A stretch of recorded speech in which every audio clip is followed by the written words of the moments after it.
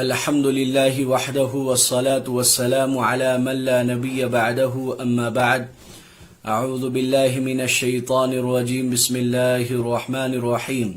أولئك الذين امتحن الله قلوبهم للتقوى لهم مغفرة وأجر عظيم. وقال النبي صلى الله عليه وسلم أصحابي كالنجوم بأيهم اقتديتم اهتديتم أو كما قال صلی اللہ تعالی علیہ وسلم. ناظرین کرام، انبیاء علیہم الصلاۃ والسلام کے بعد کسی کا مقام اور مرتبہ ہے تو وہ صحابہ کرام رضوان اللہ علیہم اجمعین کی جماعت کا ہے. صحابہ کہتے کسے ہیں؟ صحابہ کہتے ہیں ان لوگوں کو جنہوں نے رسول اللہ صلی اللہ علیہ وسلم کو ایمان کی حالت میں دیکھا ہو اور ایمان ہی کی حالت میں ان کی وفات ہوئی ہو. ان لوگوں کو صحابہ کہا جاتا ہے.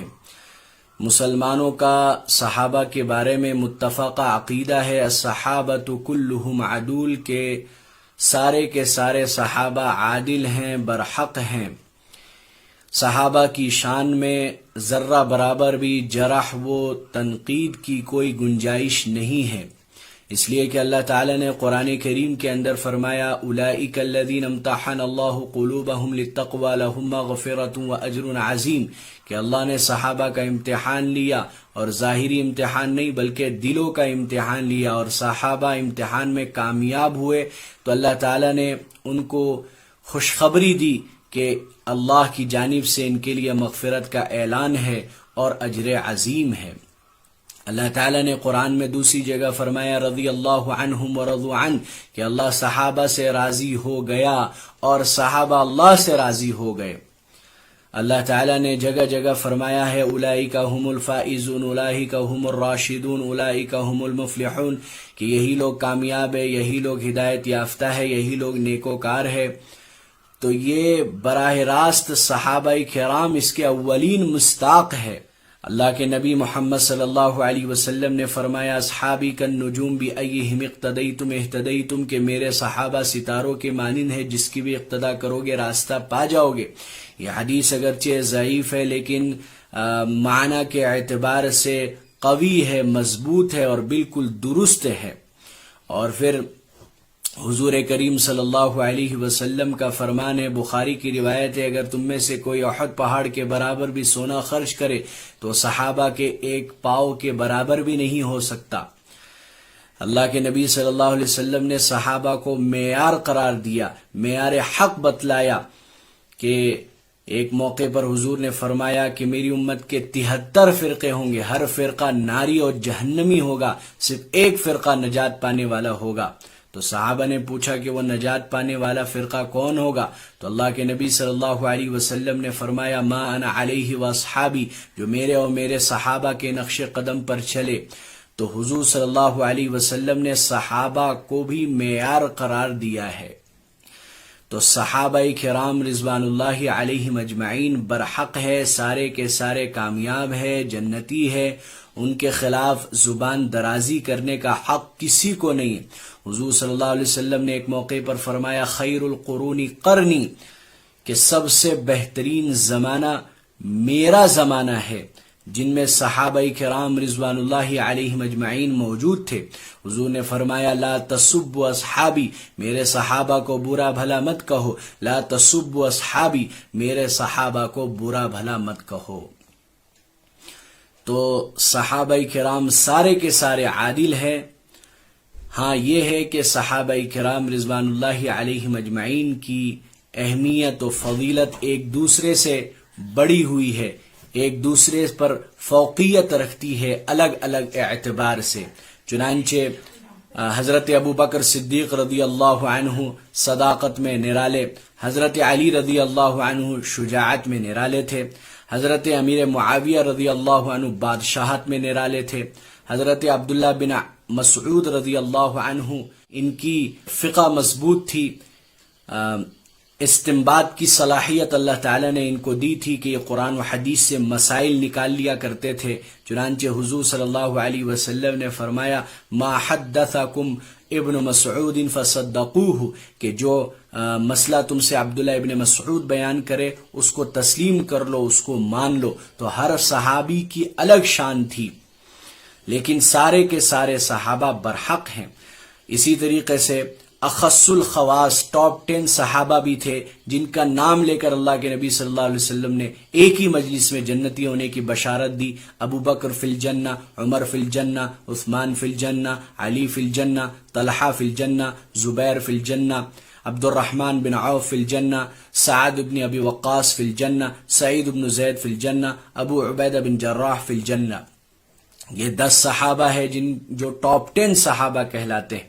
اسی طریقے سے اہل بیت کی الگ فضیلت ہے، جو رسول اللہ صلی اللہ علیہ وسلم کی خاندان والے ہیں، گھر والے ہیں، ان کی الگ فضیلت ہے کہ مطہرہ، کہ ان کو اللہ تعالی نے پاک بنایا ہے، پاک مال ہی ان کے لیے حلال ہے۔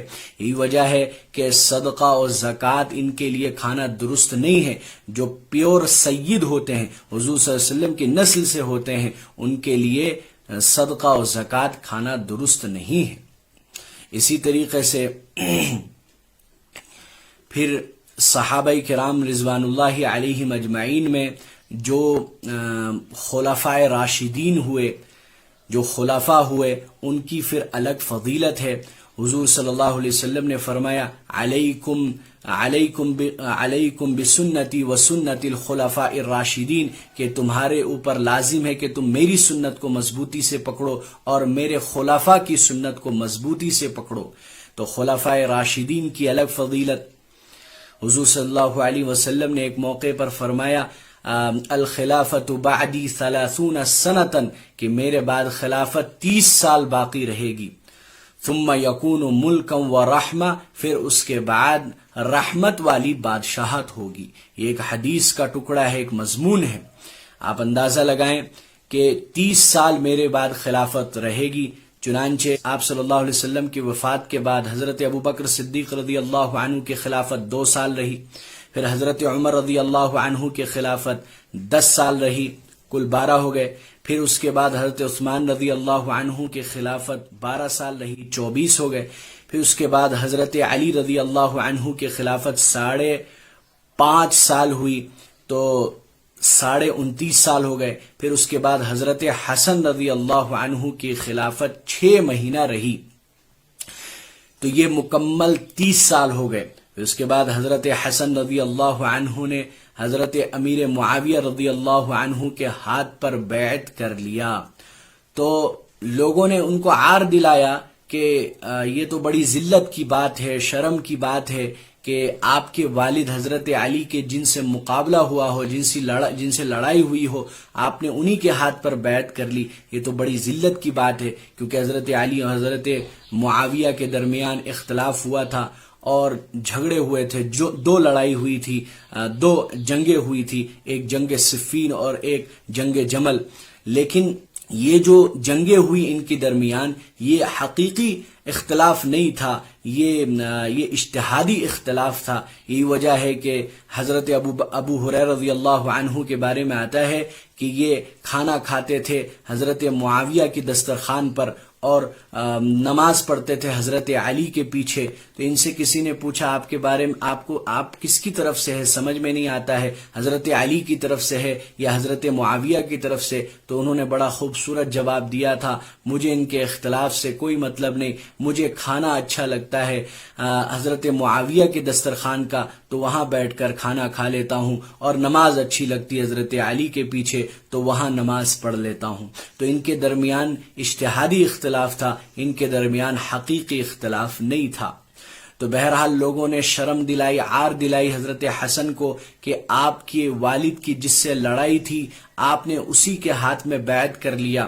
تو حضرت حسن رضی اللہ عنہ کا تاریخی جملہ تھا، بڑا خوبصورت جواب دیا کہ میں نے دنیا کی ذلت کو جہنم کی آگ پر فوقیت دے دی، یعنی میں نہیں دیکھ سکتا کہ مسلمان آپس میں لڑے، تو اس وجہ سے میں ان کے ہاتھ پر بیعت ہو گیا۔ تو پھر امیر معاویہ رضی اللہ عنہ کی حکومت آئی، ان کی بادشاہت آئی، اور یہ پیشین گوئی تھی حضور صلی اللہ علیہ وسلم کی کہ ان کی بادشاہت یہ رحمت والی ہوگی۔ چنانچہ امیر معاویہ رضی اللہ عنہ ہر اعتبار سے بادشاہ بننے کے لائق تھے. تو خاندانی اعتبار سے بھی اس لائق تھے اور تجربہ بھی کر چکے تھے. حضرت عمر رضی اللہ عنہ کے دور خلافت میں ان کو تجربہ ہو چکی تھی. حضرت عمر رضی اللہ عنہ نے ان کو ملک شام کا گورنر بنایا، اور حضرت عثمان رضی اللہ عنہ کے دور میں بھی امیر معاویہ رضی اللہ عنہ ملک شام کے گورنر تھے.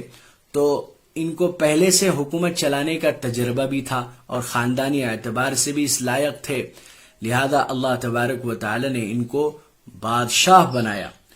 تو بعد میں جو بادشاہ آئیں گے ان کے لیے ایک مثال اور نمونہ بھی رہنا چاہیے تھا. صحابہ میں کسی نہ کسی کا بادشاہ ہونا بھی ضروری تھا. ہر کوئی ابو بکر و عمر جیسی خلافت تو نہیں کر سکتا. چنانچہ مامون رشید جب بادشاہ بنے تو انہوں نے پوچھا کہ ابو بکر رضی اللہ عنہ کیسے خلافت کرتے تھے، کیسے حکومت چلاتے تھے. تو ان سے کہا گیا کہ ایسے چلاتے تھے. انہوں نے کہا یہ تو مجھ سے نہیں ہو سکتا. حضرت عمر رضی اللہ عنہ کیسے حکومت کرتے تھے، ایسے کرتے تھے، یہ بھی نہیں ہو سکتا. حضرت عثمان کیسے کرتے تھے، ایسے کرتے تھے، یہ بھی نہیں ہو سکتا. حضرت علی کیسے کرتے تھے، ایسے کرتے تھے، یہ بھی نہیں ہو سکتا. پوچھا حضرت امیر معاویہ کیسے کرتے تھے، فرمایا ایسے کرتے تھے. فرمایا ہاں میں ایسا کر سکتا ہوں، یہ میں بھی کر سکتا ہوں. تو امیر معاویہ رضی اللہ عنہ نے جو بادشاہت سنبھالی اور جس انداز میں حکومت چلائی، یہ بھی ایک نرالا تھا اور اس کی بھی ایک اہمیت ہے. تو بہرحال ہر صحابی کی ایک الگ شان ہے. کسی صحابی پر لعن طعن کرنا یا جرح و تنقید کا شکار بنانا کسی صحابی کو، یہ قطعاً کسی مسلمان کے لیے جائز نہیں ہے. ہر صحابہ برحق ہیں اور ہر صحابہ عادل ہیں. تمام صحابہ کی عظمت اور احترام اور ان سے محبت ہمارے دلوں کے اندر ہونا چاہیے.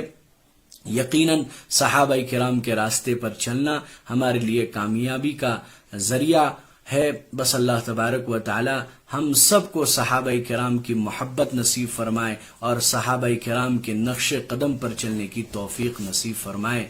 السلام علیکم ورحمۃ اللہ وبرکاتہ.